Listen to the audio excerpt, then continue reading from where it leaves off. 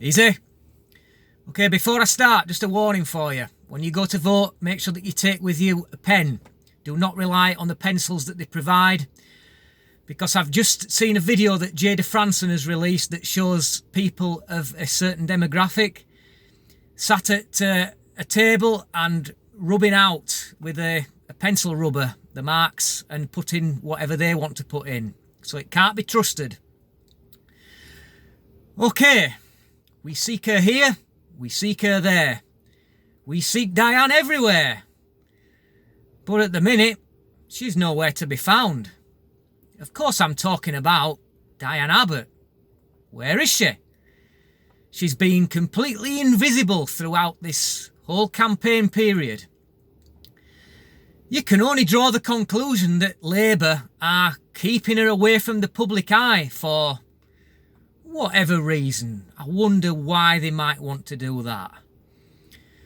Could it be because she could embarrass them at the drop of a hat when she's forced to do a few simple calculations, do you think?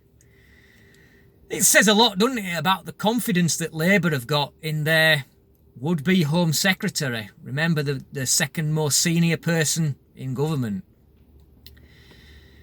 And I must admit, if I was Diane, I would be pretty miffed about being sidelined as much as this.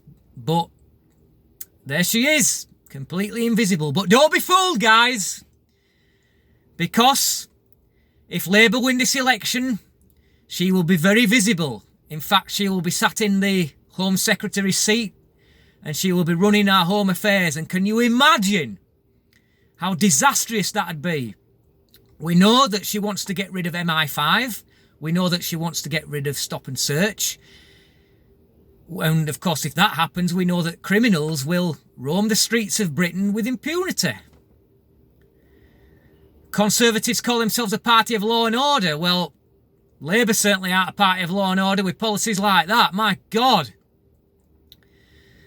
So, remember that when you put your cross in that box this week, that if Diane Abbott is our Home Secretary, God knows what's going to happen to this country. You will wake up thinking that you have woken up in the UK.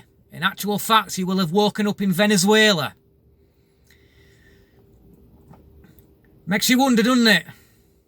Why they're keeping her to one side. I'm just wondering if she's a little bit busy elsewhere right now.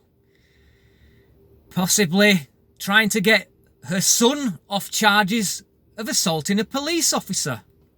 If you weren't aware, and it wouldn't be unfeasible to think that you weren't aware because the media have kept very silent on this one, but a few days ago, Diane Abbott's son was arrested and bit a police officer. And she's been rather busy in trying to cover these allegations up and trying to get her son off of these charges. And don't forget, Diane has spoken out about violence on the police. She's an advocate for stopping violence on police. I wonder if that extends to her own son. She's also an advocate for the abolition of private schools, but it didn't stop her sending her son to one, no, did it? Do as I say, not as I do. That's the policy of Labour. Just you remember that in a few days' time. Thanks for watching. And until next time, easy. And God be with you for the election result.